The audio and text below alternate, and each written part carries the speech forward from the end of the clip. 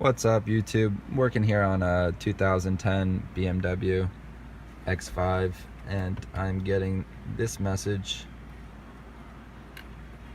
Let me just take you to the message center.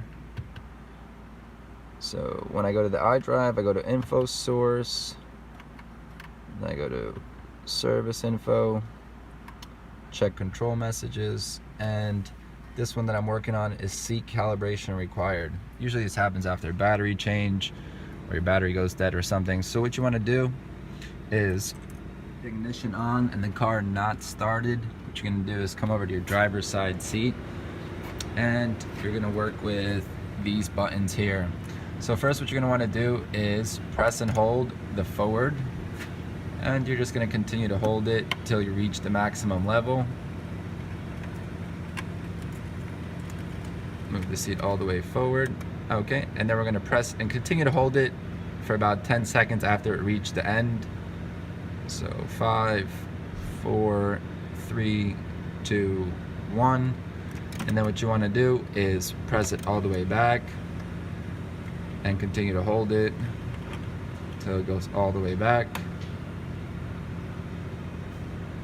And as you can see, it's sliding. So we're just going to continue to hold it. Alright, and once it reaches the end, continue to hold it for about another 10 seconds. 5, 4, 3, 2, 1. Okay, then you let go.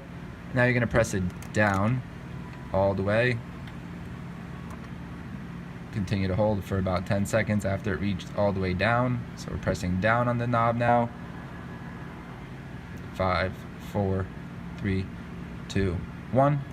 Let go, and then we're going to press it all the way up and continue to hold it till it reaches all the top position. Still holding it up. Continue to hold it after it reaches the top position for about 10 seconds. 5, 4, 3, 2, 1, and let go. And the last thing we want to do is hold this all the way forward right here, so that top part slides out and reaches the forward position. Hold it, continue to hold it. 10 seconds. 5, 4, 3, 2, 1. And you're going to take this and push it back.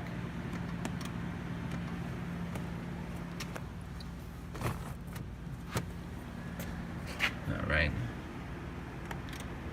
And hold it back. In my case, it stopped moving, so I'm just going to continue to hold it for 10 seconds. 10, 9, 8, 7, 6, 5, 4, 3, 2, 1. Okay, and so I've used every position on the knob that I could.